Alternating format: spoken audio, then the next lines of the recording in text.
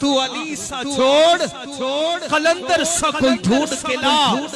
कलंदर कौन होता है?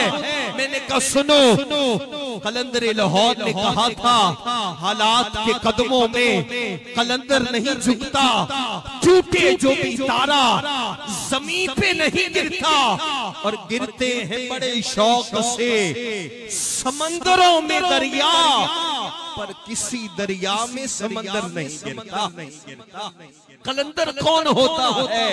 मैंने कहा सुनो दीवानो, ये पैगाम भी है कि सिकंदर दोनों हाथों से लूट कर भी खुश नहीं होता। सिकंदर दोनों हाथों से लूट कर भी खुश नहीं होता। कलंदर दोनों हाथों से लुटाकर रक्स करता है। कलंदर दोनों हाथों से लुटाकर रक्स करता है।